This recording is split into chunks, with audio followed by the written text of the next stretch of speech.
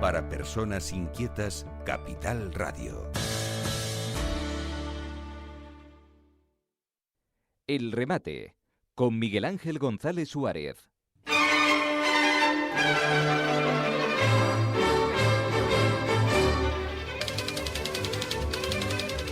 Bueno, ya tenemos con nosotros a Hugo Luengo y hoy vamos a hablar de un tema espinoso en los momentos que corren, que es la familia. Que la familia... Bueno, espinoso no, precioso. Precioso, precioso. Quienes venimos como yo de familias de 10 hermanos, Ya. hemos tenido y tenemos todavía pues muy presente el significado de una institución tan clave en cualquier sociedad y específicamente en la nuestra, como es la familia. Ya.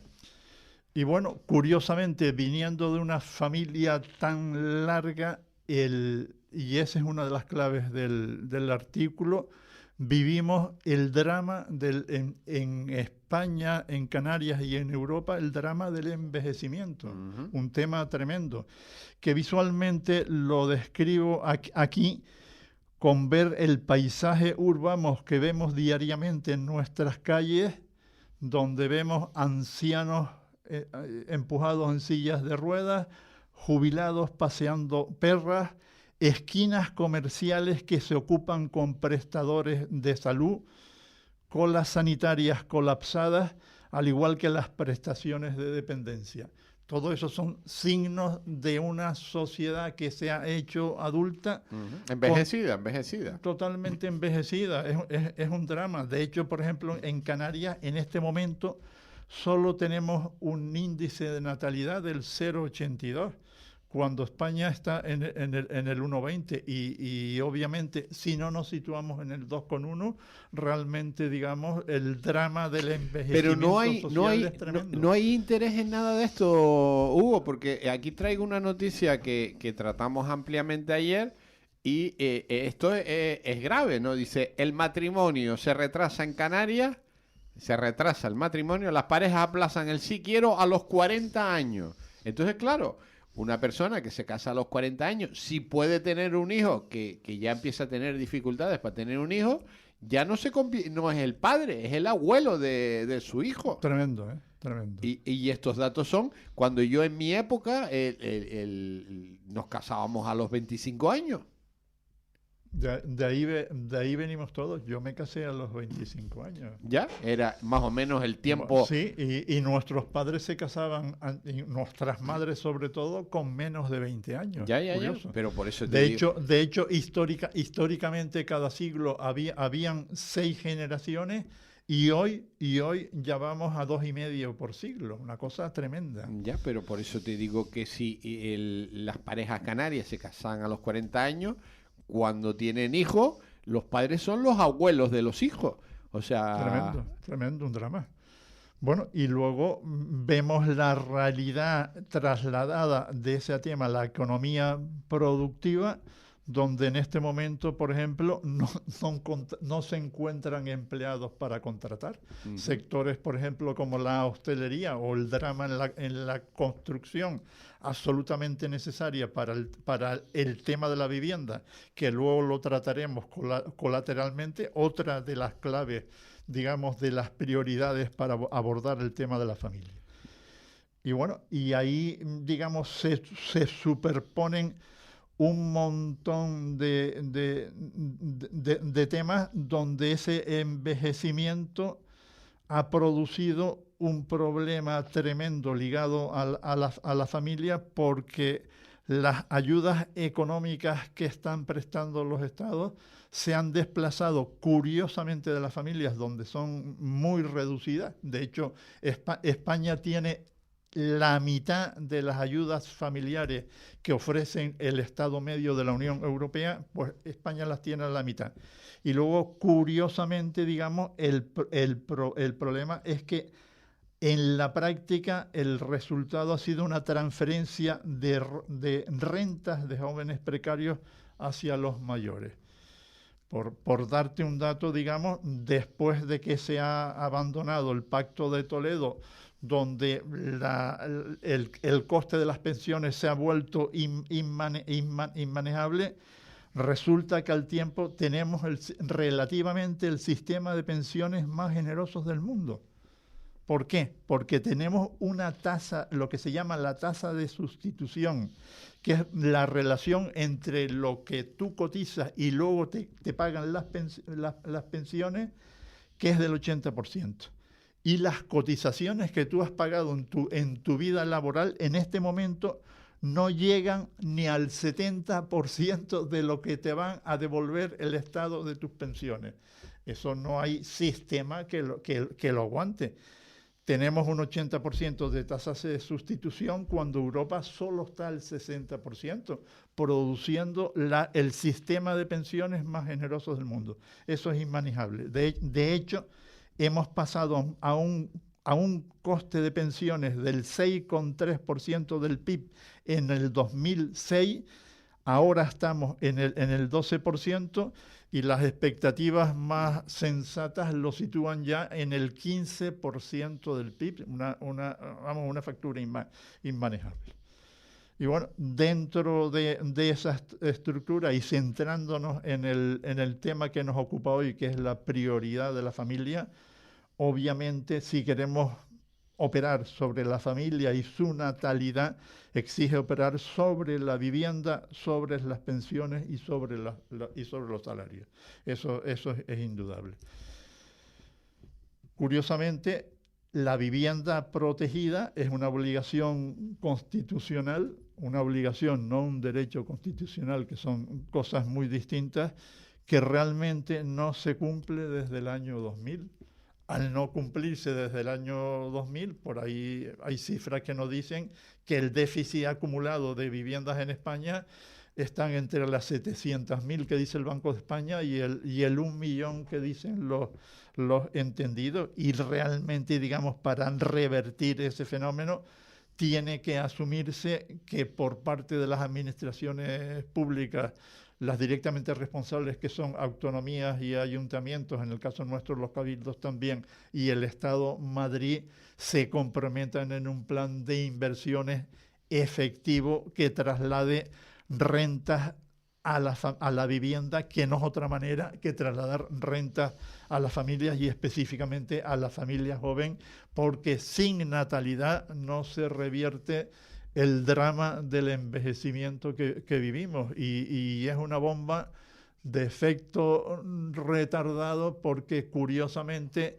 tú puedes, por la vía de aumentar el gasto o aumentar la deuda, ir trasladando el futuro para deconstruir lo que en la práctica se ha convertido en una verdadera estafa Ponzi, que tú, digamos, generas un sistema, vas, digamos, nutriendo con los recursos del que entra al que ya está, pero el recurso de futuro del joven, que en teoría debería esperar una pensión a su madurez, pues ahí obviamente no va a llegar. Y en las encuestas que hemos visto estos días, donde están ligadas precisamente los vemos en los medios todos los días, a seguir el problema de la vivienda o a seguir el problema de las pensiones, no hay ni un joven que tenga claro que en el futuro va a esperar una pensión, cuando tampoco tiene claro, digamos, muchos de los jóvenes que han tenido que regresar a casa de los padres porque el drama de la vivienda les hace imposible. Ayer se aprobaba el Plan Estatal de Vivienda, 7.000 millones, pero claro, que además hay que repartir 60, 40, pues 60 el Estado, 40 las comunidades. Hay comunidades que han dicho que no están de acuerdo, pero claro, yo tenía que hace un año Pedro Sánchez nos había prometido 43.000 viviendas de alquiler social y no se ha hecho nada, ¿no? El tema de cualquier política de vivienda, que lo vemos diariamente en los medios, exige que haya un acuerdo, autonomías, ayuntamientos y Estado central, donde se inicie un proceso de recuperación de la vivienda, que no se hace vivienda pública desde el año 2000. Uh-huh. Eso es increíble cuando lo ves y te lo cuentan, donde se se genere una política de vivienda que son políticas de largo recorrido, porque la vivienda tiene asociado el problema de la gestión del suelo más el problema de la construcción, y hacer una vivienda en un proceso normal pues tarda 6, 7 años. Y bueno, para hacerlo en 6, 7 años, digamos que vengan y, como decía la otra, que en 90 días íbamos a arreglar las carreteras de Tenerife, ninguno de esos problemas son problemas de corto recorrido. Y exige compromisos de largo alcance donde no se generen las políticas que vemos diariamente de confrontación, que uno dice A y el otro dice B, y al final el ciudadano es el que paga el pato de una inmovilización donde nada se resuelve. Señalo también en el artículo, por cierto, en la prioridad de la familia, un tema, digamos, que aparentemente es colateral, pero es que es fundamental, donde planteo la necesidad imperiosa de revertir un fenómeno tan al día de hoy como es la corrupción. La corrupción ha acabado, digamos, en drenar la confianza del ciudadano respecto de su administración, donde hay toda una serie de temas que seguimos sistemáticamente sin abordar. Yo cito aquí en el artículo 3 de ellos fundamentales que creo que es necesario para revertir el fenómeno de la corrupción. Uno es la politización de los niveles directivos de las administraciones públicas. ¿Por qué casi todos los niveles directivos de las administraciones públicas son chicos del partido que ni siquiera tienen capacidad, cuando realmente esos puestos directivos tendrían que institucionalmente estar, digamos, representados por funcionarios públicos, sin más?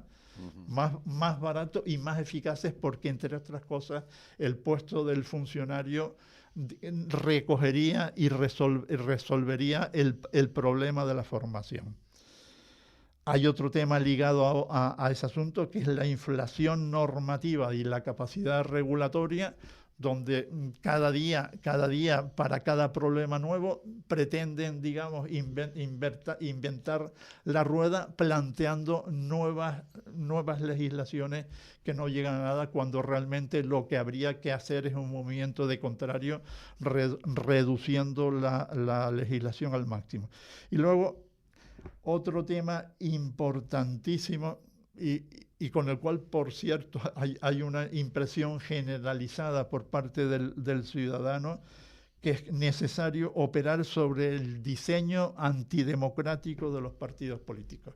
Los partidos políticos tienen unas estructuras que funcionan con un régimen absolutamente, digámoslo de forma light, antidemocrático, y donde realmente los partidos sistemáticamente premian la obediencia pero no el mérito.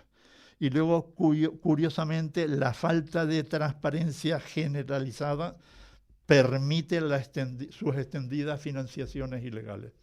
Yo creo que a nadie se le escapa que el grueso de los partidos siguen manteniendo, digamos, una absoluta falta de transparencia, con una financiación ilegal, la B, que nunca está, por cierto, en los informes que les hacen los asesores fiscales, que son los que cubren, digamos, los números de sus financiaciones. Y luego llego al final del esquema de este artículo a plantear otra prioridad en la familia, que exigiría recuperar sus valores sus valores, y por ello revertir la legislación que yo llamo, entre comillas, podemita, que penaliza contra la Constitución la igualdad del varón. Eso es un drama tremendo, del cual no hemos valorado suficientemente, y que en este momento está siendo un obstáculo más para priorizar la familia. Y bueno, ese drama, digo aquí, deconstruye y acobarda la masculinidad y fomenta una feminidad amazónica ajena, por cierto, a nuestra realidad sociológica y que invade el ámbito privado familiar. Y pongo 2 ejemplos porque eso es otro drama tremendo.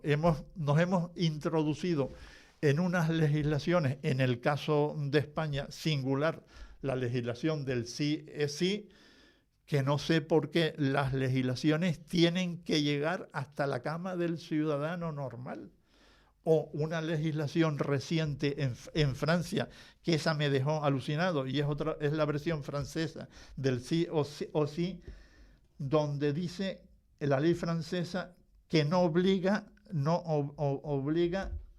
en la familia a mantener relaciones sexuales en el matrimonio, que hace el Estado diciendo dentro de la familia quién tiene que tener sexo o no. Desde luego, sin sexo no hay natalidad, y obviamente la institución familiar está sostenido con el pacto de amor y de respeto a que obliga cualquier, digamos, relación matrimonial tenga o no cobertura eclesiástica. Eso es lo mismo. Y de luego que se esté metiendo el Estado, el español y el francés en la cama, pues ya hemos visto los resultados de la ley del sí es sí, que curiosamente ha llevado a los tribunales a Errejón, uno de sus actores, contra posiblemente una situación donde él legal, digamos, en una legislación neutral no tendría esas responsabilidades.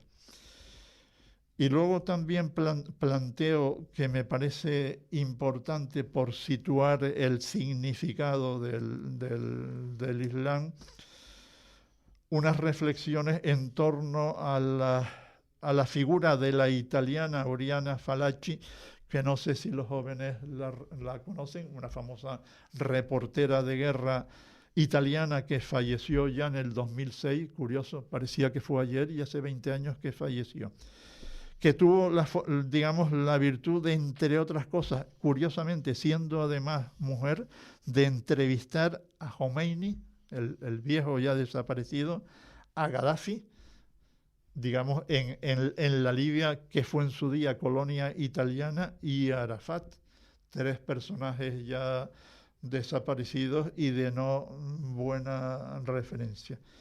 Y decía Oriana Fallaci, y yo personalmente lo comparto, que el Islam es incompatible con Occidente en términos religiosos, políticos, jurídicos y culturales. Como ideología es teocrática, intolerante y expansionista. Y su emigración, ya lo decía hace 25 años, amenaza nuestra identidad, la laicidad de los estados democráticos liberales y los derechos de la mujer.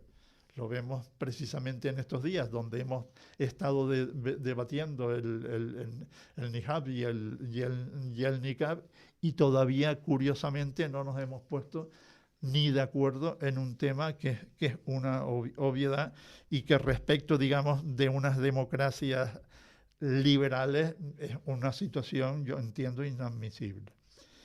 Y bueno, y dentro de ese asunto, a su vez, el Islam pliega los derechos del individuo a la sociedad. La teocracia de Irán acaba de matar en las calles, dicen por ahí, 40.000 ciudadanos, el grueso de ellos mujeres, y aquí no ha pasado nada. Y no ha pasado porque realmente, desde el punto de vista del Islam, como desde el punto de vista, digamos, de los comunismos, neocomunismos, el individuo no vale nada. El individuo queda plegada a las decisiones de la sociedad-comunidad. Y aquí hago atención a un tema que me parece un drama que une todos estos asuntos, donde Europa está confundida. Europa, la madre de las democracias liberales, confunde la tolerancia, que me parece razonable, con la renuncia a tener sus propios valores. Si yo no tengo valores, al final realmente los valores de la Europa occidental tan tolerante acaban siendo absorbidos por los valores específicamente del Islam, tal y como hace 25 años ya nos anunciaba Oriana Fallaci que se iba a producir. La familia está tocada, ¿no?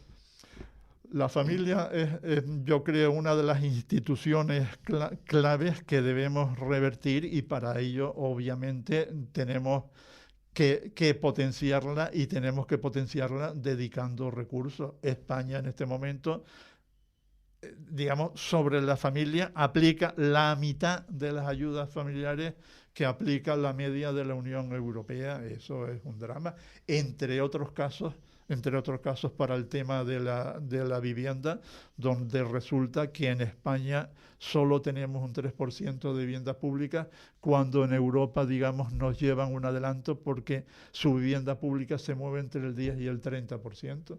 Por lo cual ya ahí salimos también en esa carrera en una situación de debilidad que será tanto más grave cuanto más dejemos, digamos, acumular un problema que hay que revertir urgentemente, digamos, coordinando el esfuerzo de todas las administraciones, y obviamente hay que tirar del bolsillo, ¿eh? Claro, porque si no hay vivienda no se crea familia. Claro. Ese es el drama. Yo he visto estos días varios que me asustó, asombro en la televisión, varios programas donde salen, digamos, infinidad de familias, muchos de ellos que han tenido que retornar al hogar familiar o que no pueden salir del hogar familiar porque no tienen, digamos, vivienda, y como no tienen vivienda tampoco se pueden casar. Tremendo. Ya. No, bueno, ya hemos visto los datos en Canarias de los matrimonios a los 40 años, ¿eh? Sí, tremendo. Son datos gravísimos. Gravísimo. Porque claro, todo esto al final lo estamos supliendo con que venga gente de fuera, nada más. Sí, pero es que al final los canarios estamos en vías de extinción. Sí, pero cuando viene la gente de fuera, digamos, llega a un medio donde al final se acaba acomodando y produce exactamente el mismo fenómeno. Ya. Porque sin tener, digamos, vivienda, esas familias no se pueden consolidar, y si no se pueden consolidar, no tienen hijos. Y ese es el drama. Hugo, que el canario está en vías de extinción, ¿eh? Con un 0,82% de natalidad estamos en absoluta extinción. Ya, pero que al final vamos a perder, porque claro, está viniendo tanta gente de fuera a suplir lo que no hacemos nosotros, que la identidad la estamos perdiendo. Totalmente. La identidad... De hecho, hay islas ya como Fuerteventura, por ejemplo, donde la población exterior es más del 50%. Imagínate tú. Más de la mitad. Ya la población ahora a la fecha. Y claro, con estos niveles de natalidad desplomados, tremendo. Pero vamos, reconstruir la familia, yo creo que hay que operar sobre todos estos sistemas, y un tema fundamental es recuperar los valores de la familia, donde al final vemos teorías con todos estos asuntos que no son sino simplemente una proyección hacia el futuro de las inercias que tenemos, y si no revertimos el elemento estructural para reconstruir la familia, no es posible revertir el fenómeno. ¿Pero tú crees que de esto se está hablando, se está trabajando? Sí. Yo creo que en un montón de frentes se está hablando de ello, y bueno, y hay que darle soluciones, claro. ¿Y tú crees que los que mandan en este país? No, los que mandan no han visto esto como un problema prioritario, porque el problema prioritario en este momento en España simplemente es mantenerse en el poder a cualquier coste. Y mantenerse en el poder en cualquier coste exige, entre otros, mantener un estatus privilegiado, que es el estatus de la pirámide envejecida, revertida que tenemos, donde hemos a los abuelos los hemos convertido, digamos, en receptores de unos derechos que ni siquiera ellos han consolidado en sus vidas laborales. Bueno, tiempos complicados, Hugo. Bueno, pero tenemos que trabajar como diría el otro, tenemos que trabajar con optimismo, tenemos que trabajar con entusiasmo. No, hay que trabajar y mucho, Sí. y No, mucho. bueno, y los que todavía estamos en la vida laboral, yo se le he dicho a mucha gente, yo no me voy a la edad que tengo, no me voy a jubilar y seguiré trabajando con entusiasmo hasta el último día. Hugo Luengo, hasta la semana que viene.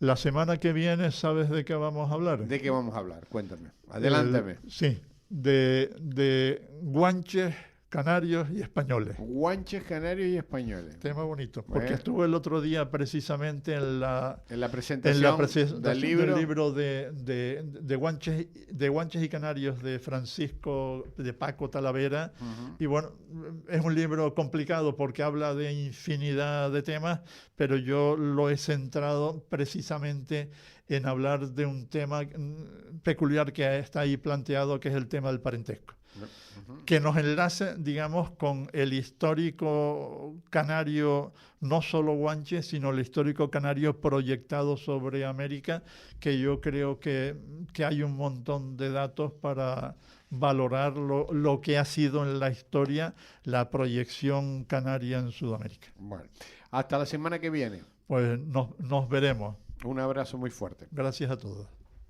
El remate con Miguel Ángel González Suárez.